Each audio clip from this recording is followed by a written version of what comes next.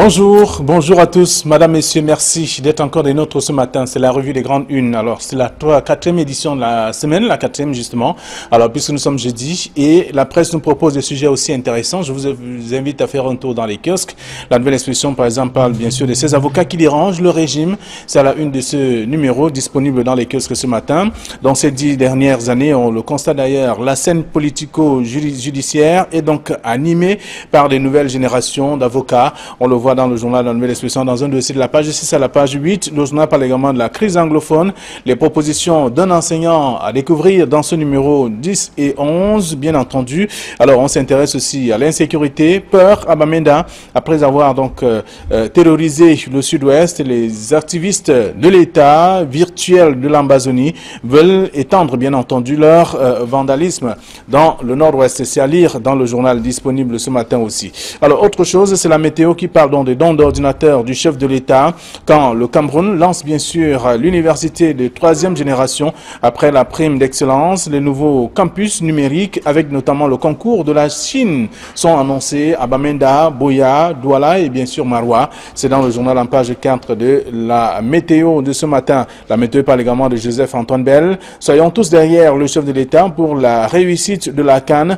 Dans une interview, l'ancien capitaine donc des Lions Indomptables appelle bien entendu à la mobilisation de tous les Camerounais. C'est dans le dossier que propose le journal La Météo de ce matin. Et puis Info Matin parle de production, de transformation du café. Le gouvernement veut donc faire du Mungo un grand bassin. C'est l'objectif et même l'objet de la mission et qu'effectue dès ce jour donc le ministre de l'économie, du plan d'aménagement du territoire, lui Paul Motazé, dans cette partie du pays. C'est à lire en page 8 du journal. Et puis Jean-Claude Mbouentou parle également des moins robustes qui vont donc quitter le navire. Il estime que l'année 2018, c'est une année de grandes réalisations. Il faut donc être fort, résistant pour pouvoir justement résister à ce vent d'activité et d'actualité également qui prévaut, qui vont donc accompagner cette année 2018. Voilà ce que le journal propose ce matin. Et également, l'autre journal, c'est le quotidien de l'économie qui est dans les kiosques qui parle du difficile déblocage des fonds du plan spécial jeune. À lire donc dans le dossier de la page 5 à la page 8 du journal, le quotidien de l'économie. D'autres sujets sont également à découvrir si vous faites un tour dans les kiosques. Le messager qui parle du comité du Comica et bien sûr le jury face au juge. C'est un dossier à lire dans ce numéro. Le journal parle également des dissensions avec Kawala qui a été suspendu. C'est une question du CPP. Et là, le journal explique également les raisons de ce titre également dans ce numéro. Disponible aussi dans les kiosques qui parle également de la crise anglophone. Un nouveau groupe armé dans le nord-ouest. C'est en page 3 du journal disponible. Le journal essentiel parle de catastrophe des ECA. La longue attente des indemnisations, c'est à découvrir également dans le journal. Tout un dossier pour comprendre un peu les raisons pour lesquelles le journal revient sur ce sujet en ce moment. Même si on parle, on sait déjà que ça fait 2 ans que la situation donc s'est déroulée. Le drame est survenu à Ezeka. C'est dans le journal. Le journal s'intéresse aussi à la drogue, à l'école, alerte rouge pour des parents et même des enseignants. Il faut trouver des solutions au plus vite pour stopper la saignée. C'est dans le journal l'essentiel. Mutation parle du Grand Nord, le parti fantôme qui fait peur. On apprend tout cela à l'instar bien sûr de Kavaye Djibril. De nombreux barons de cette partie du pays ont peur de l'annonce de la création d'un parti politique qui va regrouper uniquement les jeunes cadres de ces différentes régions. Mais là, on apprend justement que c'est juste une annonce et là, la peur commence à envahir ces classiques du régime depuis des années. Il faut simplement changer la donne. C'est la raison pour laquelle l'annonce de la création du parti a été également faite dans ce journal. Mutation de ce jour. Le journal s'intéresse aussi au financement des jeunes, le plan spécial jeunesse également, avec les financements qui sont désormais disponibles. Mais comment se fait donc la répartition? C'est la question. Les explications sont à découvrir dans le journal disponible ce matin. Le quotidien Le Jour parle également de la coopération Cameroun-Chine. Où en est-on donc avec l'interconnexion des universités d'État? C'est la question, avec la réponse donc à lire en page 4 de ce numéro. Et puis on s'intéresse aussi à la liste électorale. Pourquoi les inscriptions stagnent au Cameroun?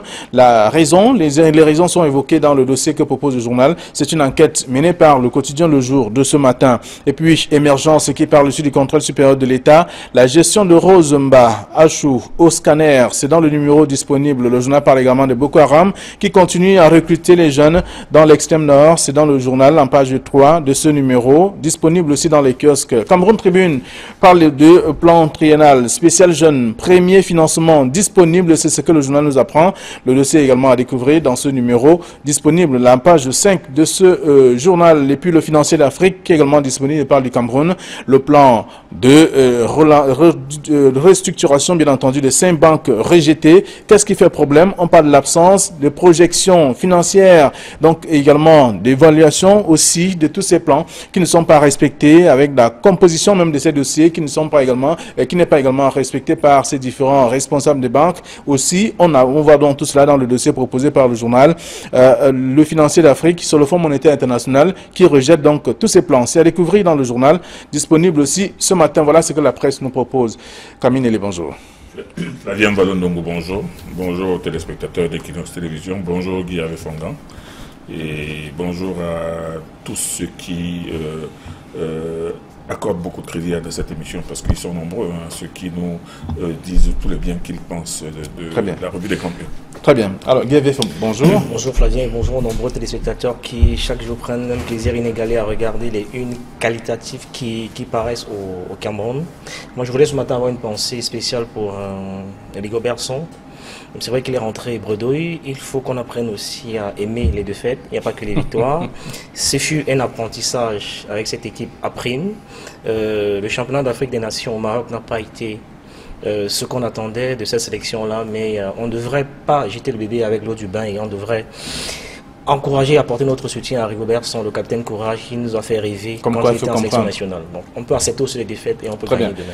Alors, la nouvelle expression parle donc de ces avocats qui dérangent le régime et avec des visages bien connus, on le sait, ils sont pratiquement ces 10 dernières années, on les observe dans le cadre de la scène politico-judiciaire et des avocats, et notamment ceux qui sont en activité et ceux qui ne sont plus en activité, qui continuent de secouer le cocotier, comme qui dirait. C'est le journal qui propose tout un dossier. Il est vrai qu'on ne peut pas faire une liste exhaustive des avocats qui dérangent, mais moi je pense qu'on a oublié le premier avocat qui a dérangé le barreau, c'est Maître Yondo Black. Vous savez très bien que c'est après son arrestation en février 1990 que le processus, la révolte s'est installée dans ce pays et on a commencé à parler de démocratie et de pluralisme. Et c'est à la suite justement de l'affaire Yondo Black, c'est dans la foulée, dans le rebond de l'affaire Yondo Black que M. John Froundi a créé le SDF en disant que oui, l'article 5 de la Constitution prévoit le multipartisme. Mais il n'a pu descendre dans la rue justement qu'après que Maître Yondo Black ait créé le grand buzz au Cameroun. Le deuxième qu'on a oublié, c'est Maître Bernard Mouna. Parce qu'à la suite de l'arrestation de Maître Yondo Black, justement, si les avocats ne s'étaient pas levés, n'avaient pas formé un grand bloc pour prendre la défense de leur bâtonnier et prendre la défense maintenant des libertés et du respect de la Constitution, les choses n'auraient peut-être pas bougé au Cameroun. Bon, maintenant, quand on parle aujourd'hui de M. Maurice Kamto est certes juriste, il a fait partie des avocats du Cameroun, du groupe des avocats du Cameroun qui ont défendu le dossier de Bakassi, mais on ne peut pas le considérer exclusivement comme un avocat. On ne peut pas considérer non plus l'avocat général, comment il s'appelle, ils sont nombreux en tout cas. Non, celui parle bien sûr d'Aya Paul. Paul Aya, il est avocat général, mais il n'est pas avocat. Mais pour le reste, c'est vrai. Maître Akirimuna dérange. Maître Momo a dérangé. On l'a vu pendant le procès des 9 disparus, comment il a mis mal à l'aise le tribunal. Maître Alisco dérange. Alors, Maître Lydiane Yumki également cité ici. Mais je ne sais pas pourquoi il dérange. Je ne sais pas pourquoi il dérange. Elle a peut-être dérangé la conscience du chef de l'État quand le président Hollande a demandé pourquoi est-ce qu'elle reste en prison et si le président allait la relaxer. Mais elle n'a jamais été une opposante. Elle s'est retrouvée au milieu d'une procédure de détournement. Elle s'est retrouvée en prison. Elle a été condamnée à une autre peine de prison. Et elle a été gracié de façon spectaculaire. Bon, je ne sais pas s'il a dérangé, mais parmi tous les autres que l'on présente, Maître Tchungang, qu'on a vu très actif pendant les villes mortes, que l'on a vu aussi dans la défense des avocats de la crise anglophone. Bref, c'est vrai, les avocats sont aux avant-postes, c'est aussi leur rôle de défendre la liberté, de défendre la démocratie et d'être aux avant-postes de la quête, de la conquête de la liberté. Alors, de tous ces avocats qui sont cités, en tout cas présentés par la nouvelle expression. On présente Maurice Kamto comme étant le plus expérimenté, et qui maîtrise d'ailleurs les rouages, les coins et recoins même de l'administration et qui peut avoir les possibilités de mieux ou davantage déranger le régime en place. Bon, j'ai envie de rigoler parce qu'on ne peut pas féliciter un footballeur parce qu'il joue bien au foot. C'est son rôle, il a choisi d'être avocat, donc il est normal qu'il le fasse bien. Quand vous choisissez de mener une profession, faites-le bien. On ne peut pas s'extasier parce que Samuel Eto'o est un grand footballeur. Il a souhaité jouer au foot, donc il joue bien au foot, c'est très bien. Non, je voudrais en même temps rappeler, je comprends la nostalgie du doyen qui essaie de rappeler ce qu'on a oublié, sauf que le titre est bien précis, les avocats qui dérangent. On aurait pu évoquer les maîtres Yondo Black et Bernard Mounassi, on avait titré les avocats qui ont dérangé. Et donc, de ce point de vue, pour être contextuel, on parle évidemment de ceux qui dérangent. Et même si on c'est les premiers qui ont dérangé. Oui, mais ils n'ont pas les précurseurs. La nouvelle expression a choisi de parler des avocats qui dérangent, pas ceux qui ont dérangé. Oui, parce qu'au regard du contexte, et de ce point de vue, on peut comprendre. Bon, écoutez, on n'aurait pas dû citer aussi Jean de Dieu Momo, parce que c'est du passé en même temps. Non, Jean de Dieu Momo est dans le feu de l'action. On le voit dans le feu de l'action de manière quotidienne, ce qui n'est pas le cas pour les autres. Et donc, il dérange. Mais par contre, je suis un peu embêté. Parce que la vérité, je ne vois pas vraiment en quoi Maurice Kamto dérange. Parce que, vous savez, dans des pays sérieux, dans les vraies démocraties, les avocats sont considérés comme des prêtres. C'est des gens à qui on ne touche pas facilement. Donc depuis, vous savez comme moi que dans l'origine de la crise anglophone, les avocats avaient été humiliés en Mondovision, ce qui a contribué à faire la risée du Cameroun à l'international. On a vu les avocats tabassés en pleine journée, ce qui n'était pas beau pour l'image du pays. Quand on sait que c'est des gens qui ailleurs sont sacralisés. Donc nous, on a réussi à désacraliser cette profession dans notre environnement, comme avec les autres d'ailleurs. Et donc, ce qui est vrai pour les avocats aurait pu être vrai pour les journalistes qui font leur boulot. Sans doute qu'ils ont tendu la main pour la brèche aussi. Ce qui est vrai pour eux et qu'ils ne font que leur métier, c'est-à-dire défendre les intérêts des populations, des défavorisés. C'est leur mission, c'est leur job, ils font leur job. Tout comme les journalistes qui, dans leur rôle d'éclaireurs, des veilleurs de conscience, font leur rôle, on aurait pu, eux également, ils dérangent des journalistes. Et c'est vrai pour tous les autres corps de métier qui, de manière quotidienne, prennent leur bâton de pèlerin pour défendre l'intérêt collectif. Mais sauf que les choix sont assez discutables. Voilà. On peut s'étonner du fait que au commencement de la crise, c'est-à-dire en 2008, où ce pays a failli s'embraser, où Maurice Kamto était aux affaires, où il s'est tué, ça aurait pu faire sens si ce ministre-là à l'époque avait pris ses responsabilités et pris position de manière officielle et formelle pour les populations qui les demandaient. En tout cas, il n'est pas le seul parmi les avocats présentés ici. Il y a également qu'il est politique et qu'il est dans l'espace public, je ne vois pas en quoi il dérange quand il dérange pas. C'est vrai pour Maître Lydiane Youm, qui a été, je dois le rappeler, embarqué dans un procès kafkaïen et celui qui dérange ici, à la vérité, c'est Félix Abobala, qui donne tout du contenu à ce titre. Pour le reste, c'est très discutable. Celui qui dérange et qui est au fond de l'action, par exemple, que la nouvelle expression présente comme celui-là qui était encore qui n'était véritablement pas connu, à part être donc le président de l'association des avocats du Common Law, et qui aujourd'hui est donc révélé au grand jour à cause de l'affaire de la crise anglophone. Oui, mais je voudrais rappeler à Guy Hervé, quand il dit qu'il ne faut pas parler des avocats qui ont dérangé, moi je pense que ce sont des avocats emblématiques, parce que la plupart des avocats, il y a beaucoup de ces avocats aujourd'hui qui dérangent, tel Maître Akérémouna. Vous oubliez certainement qu'il a été l'avocat de l'État pendant très très longtemps.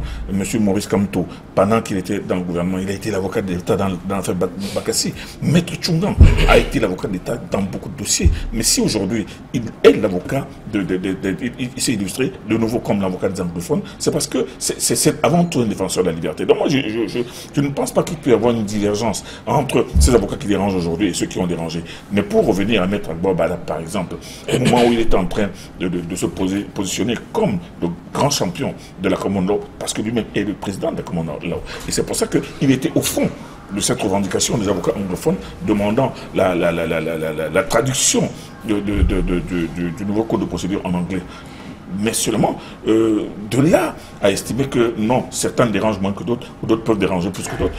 Monsieur Maurice Kamto a été un un haut commis de l'État. Aujourd'hui, il est passé de l'autre côté. Maître Akérémouna, qui a défendu le Cameroun dans beaucoup de dossiers, contre Yves-Michel Fotso, contre Marafa Mujouaya, et qui a été président de la Transparency International. Aujourd'hui, s'il dérange, je ne pense pas qu'il dérange en fait, mais plutôt il est en train d'éveiller les consciences des Camerounais dans un autre sens, et il se positionne aujourd'hui dans le sens d'une alternance dans laquelle il pense aussi pouvoir trouver sa place après avoir été un brillant avocat défenseur. Faire son boulot, ce n'est pas déranger. Laissons le soin au lecteur d'aller découvrir. Faire son boulot, ce n'est pas déranger. Oui, en fait, déranger, il peut avoir des raisons pour lesquelles on met déranger. Qu'est-ce qu'on met dans déranger? C'est Abamba qui dérange. Mais qu'est-ce qu'il a radicalisé la crise anglophone? C'est lui qui dérange par contre. C'est le seul qui dérange. Parce que le moment, c'est radicalisé avec ses prises de position. Ok, alors le dossier à lire de la page 6 à la page 8 de la Nouvelle Expression.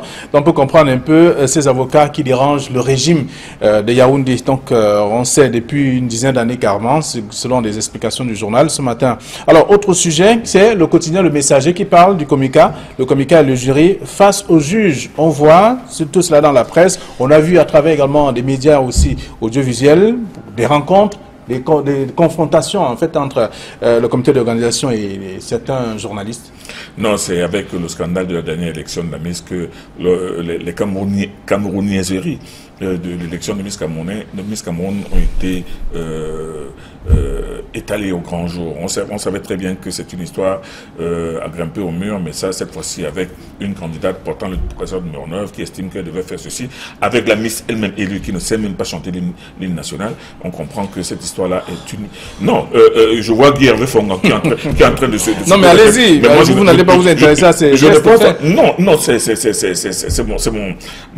votre vis-à-vis, c'est vrai. Mon très excellent vis-à-vis, mais ce que je suis en train de dire, Guy Hervé Fonga, vous ne pouvez pas me dire que vous êtes Miss Cameroun, vous ne connaissez pas l'hymne national de votre pays. Vous ne pouvez pas dire, comme l'a dit d'ailleurs le président de l'organisation, qui dit que oui, messieurs, mesdames, si j'ai décidé de me présenter comme Miss Suisse, alors qu'en fait, c'est qu'elle avait déjà passé à une émission, à une compétition de Miss Suisse.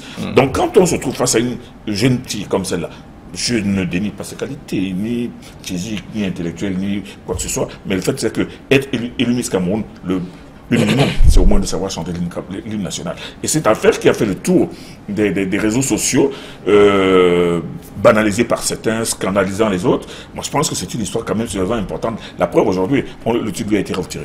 Voilà. Donc, Guy Hervé, il n'a pas secoué la tête parce que vous avez dit quelque chose qui ne cadre pas avec sa pensée. Non, je veux simplement dire que c'est un peu... Je ne vais pas s'étirer par les cheveux, l'argument du doyen. Parce que la vérité, il faut s'en tenir aux faits tels quels. Ce qui est reproché au Comica aujourd'hui, et d'ailleurs, il y a des candidats qui ont porté plainte, il s'agit simplement du fait que on conteste, il y a comme une sorte d'irrégularité dans le processus qui a conduit à la désignation de la Miss actuelle, qui n'a rien à voir avec le fait qu'elle chante l'hymne national ou pas, ça n'a rien à voir du tout. Donc il y a des candidats qui estiment avoir été bloqués dans les loges, qui n'ont pas pu se présenter, alors que manifestement elles avaient des faveurs du jury et des électeurs présents. Donc il y a un certain nombre d'irrégularités. Il y a aussi que ça vient comme des circonstances aggravantes. J'ai régulièrement discuté avec beaucoup de Miss. Je parle de l'un, j'ai beaucoup d'amis Miss Cameroun avec qui j'échange régulièrement, qui, sous cap, vous racontent les mésaventures qu'elles ont vécues de manière quotidienne avec Madame Ingrid Damougou. Donc c'est pas un secret. Ceux qui suivent un peu cette actualité le savent.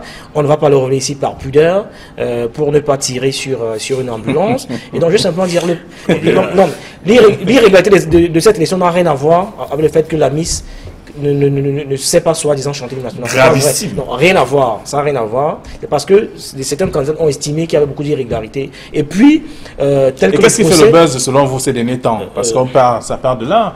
La non-maîtrise de l'hymne national quand même. Non, je veux dire au-delà des couacs qui ont été relevés par des experts, la non-maîtrise du chant national n'est pas dans les chefs d'accusation, rien à voir. Ça fait partie des chefs d'accusation qui ont conduit à la plainte qui a été déposée. Absolument rien à voir. Parce que, encore que c'est un faux débat, les gens sont allés faire de l'archéologie en ressortant une vidéo qui est vieille de près de 4 ans, qu'on a remis sur la toile, dans l'optique de fragiliser et de déstabiliser c'est une rare fois qu'on a enfin une Miss vraiment qui ressemble à une Miss, qui vraiment, du point de vue physique, fait l'unanimité. On a rarement vu ça, mais maintenant, je vous mets au défi. Si vous allez, même ceux qui ont fait des normes et à qui on demande de chanter l'hymne national début à la fin, je suis sûr que vous aurez des surprises désagréables. Beaucoup ne pourront même pas chanter l'hymne national de la première à la dernière phrase. Vous dites les normes? Oui, je vous mets au défi. Et encore qu'elle a dû, elle a su rebondir en faisant une autre vidéo dans laquelle elle chante l'hymne national de manière correcte. Et donc, c'est pas...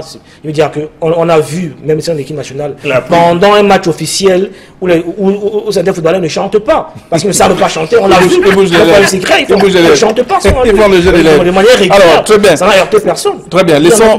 Mais sauf qu'on ne leur a pas appris. Et alors, le communiqué, le jury face au juge, c'est ce que dit le journal Le Messager de ce matin. C'est un autre dossier que je vous invite à lire dans ce numéro, disponible dans les kiosques ce matin. Alors, Mutation parle du Grand Nord avec le parti fantôme qui fait peur. Il y a l'annonce, simplement, juste l'annonce de la création d'un parti politique qui va rassembler les jeunes du septentrion, les jeunes cadres, bien entendu, parce qu'ils estiment que les vieillards ne veulent pas quitter les affaires. C'est quoi? C'est du teasing politique? C'est-à-dire qu'on vous annonce un parti dont on ne donne pas le nom, dont on ne donne pas les animateurs. Non, écoutez, aujourd'hui, nous sommes en période électorale. Tout est permis. Bon, c'est pour ça qu'on peut lire ce titre apparemment alléchant. C'est comme aujourd'hui, on est en train de parler de ces alliances, de ces plateformes, c'est chacun qui essaie d'exister. C'est chacun qui essaie de s'attirer les faveurs du public, mais en sachant très bien que cette élection est telle qu'elle se présente, il n'y aura qu'un seul gagnant qui est déjà connu d'avance. Donc le problème, ce n'est pas aujourd'hui de savoir ce nouveau parti qui vient de naître, qui va supplanter tous les partis. On parle de partis fantômes. Oui, mais non, mais on parle qui fait peur. Parce que moi j'aurais pu te dire parti épouvantail, mais quel est ce parti? Ce parti qui naît du jour au lendemain, qui supplante tout ce qui existe et qui va rassembler tout le monde autour de lui. Non, écoutez, je dis c'est du teasing politique. Bon. En tout cas, on peut accorder quand même une attention particulière à ce titre, parce qu'on parle d'une région, d'une partie du pays, et les jeunes estiment que ces personnes âgées carrément ne veulent pas libérer le plancher parce qu'ils ont également des ambitions. Oui, évidemment, et je ne regarde pas la chose avec la même légèreté que le doyen, parce que non, c'est plus profond que ça, parce que rappelez-vous, le Grand Nord, le septentrion, en été présenté depuis des lustres comme un État électoral, et c'est là-bas que vraiment ça se passe, rien à voir avec Douala-Yaoundé où les gens se bombent le torse parce qu'ils ont beaucoup de likes sur Facebook et sur Internet, ça n'a rien à voir. Et moi, c'est une initiative qui fait sens dans la mesure où ça peut faire bouger les lignes, parce que c'est là qu'on a les électeurs, c'est pas sur Facebook, c'est pas sur machin, il n'y a rien à voir. Et donc, moi, c'est une initiative qui peut porter, dans la mesure où aujourd'hui, les jeunes ont besoin d'alternatives. On ne va pas revenir sur la disette qui sévit en ce moment dans le Grand Nord, parce que quand on est ici à Douala, chacun dans sa zone de confort, on a l'impression que le Cameroun, c'est qu'on vit au quotidien. En réalité, il y en a là-bas qui souffrent le martyre. Et donc, il est important. Aujourd'hui, ces jeunes ont besoin d'alternatives. On a parlé de la crise alimentaire qui continue de sévir là-bas. Donc, il est important d'aller toucher du doigt la réalité et de ne pas se contenter des likes sur Internet, parce que eux qui votent, ils sont plus nombreux. Donc, si on réussit à activer cet élément de manœuvre-là, c'est pas exclu qu'on fédère, qu'on ait davantage de suffrages. Je lisais encore il y a quelques jours, des gens s'agit du fait que, bon, on va le dire ainsi, que Cabral Libi était le plus aimé des Camerounais sur Facebook et sur Internet. J'ai été amusé de voir l'argument qui a été brandi, comment Jean Djenga, il y a quelques années, avec un record extraordinaire de vues sur YouTube, il avait explosé carrément les compteurs, sauf qu'après, il a eu le score qu'on a eu. Donc, il avait battu le record de vues sur YouTube, vous vous souvenez de Jean Djenga. Le tout n'est pas d'être célèbre sur les réseaux sociaux. Il vient d'annoncer de nouveau sa candidature. Voilà, et il battra encore le record de vues sur Internet et sur YouTube. Donc, il faut aller toucher du doigt cette réalité-là. Ça peut faire inverser le rapport des forces. Il faut quitter les réseaux sociaux et aller sur le terrain, partir de la réalité. Très bien, Mutation parle du Grand Nord, donc avec le parti fantôme qui fait peur. Vous voulez ajouter quelque chose? Oui, je voulais ajouter quelque chose. C'est-à-dire que quand Guy Fongan parle du Grand Nord en parlant de jeunes de disette, de bétail électoral. De bétail électoral. C'est-à-dire que moi, en réalité, j'ai l'impression qu'il étale sa méconnaissance de ce qu'on appelle le Grand Nord. Ils sont plus nombreux ou pas? C'est le plus nombreux. Entre la Damawa, le Nord et l'extrême Nord, il y a une multitude multitude de réalités, une multitude de communautés, une multitude de vues. Ce n'est pas parce que vous les voyez tous porter des gandoura qui regardent tous dans la même direction qu'ils ont la même vision des choses. Ce que je voudrais savoir, c'est que... c'est les plus nombreux. Non, c'est important. Non, sur le plan spatial, le grand nord de l'Adamawa jusqu'à l'extrême nord, c'est la moitié du Cameroun. Bah, c'est ça que je parle. C'est la moitié du Cameroun. Mais seulement, ça ne veut pas dire qu'ils peuvent avoir un vote monolithique, qu'ils vont voter parce que nous sommes tous du grand nord. Non, ça n'existe pas. C'est impossible. Parce que l'homme c'est les gens qu'il faut conquérir. L'homme de l'extrême n'a pas la même vision des choses que celui de l'Adamawa. C'est pour ça qu'on ne peut pas passer par de la gandoura parce que je ne l'ai jamais dit. Non, c'est pour ça que moi, je pense que les problèmes de l'Adamawa sont différents de ceux de l'extrême nord. Mais même comme il y a des convergences, parce que au niveau de l'Adamawa aujourd'hui, où tous les éleveurs sont en train de vivre les conséquences du problème centrafricain, où tout le bétail est en train d'aller vers le Nigeria, vous ne les connaissez pas. Vous comprenez? Les problèmes du nord, avec le problème des voies de communication et tout ça. Les problèmes de l'extrême nord, quand vous voyez la couverture de la route Maroc-Kousseri, qu'on faisait il y a quelques années en 2 heures, aujourd'hui on l'a fait en 9 heures, les réalités ne sont pas les mêmes, les préoccupations ne sont pas les mêmes, sans oublier le Boko Haram. Et aujourd'hui, maintenant, un autre problème qui est en train de se poser, parce que pendant qu'on est en train de créer un camp où on resocialise les ex-Boko Haram, de l'autre côté, on nous annonce qu'on est encore, Boko Haram est en train d'engager de nouveaux. Donc moi, je pense que ce n'est pas parce que nous sommes en période électorale que l'on peut dire que non, écoutez, il y a des jeunes qui vont venir bousculer les vieux. Non, moi je dis c'est un peu... Alors, ça doit se passer justement à travers les inscriptions sur les listes électorales, les premières décisions au moment de voter. On doit même d'abord commencer. Moi, je pense que le premier préalable aurait été un recensement. Très bien. Combien d'années on n'a pas fait? Merci. Une phrase, vous pouvez dire que nous sommes de l'émission. Aller recruter l'électorat dans le Grand Nord, qui est plus nombreux. Ça, c'est le fond de mon propos. Et c'est là-bas qu'ils sont, et c'est là-bas qu'il faut aller. Ce n'est pas sur Internet que vous allez les trouver. Très bien, merci. Merci à vous, chers messieurs. Alors, mutation, dont parle du Grand Nord avec le parti fantôme qui fait peur. C'est à lire dans ce journal. Merci. Bon retour à vos différentes rédactions. Demain, ce sera la dernière de la semaine, la revue des grandes unes. Bonne journée à tous.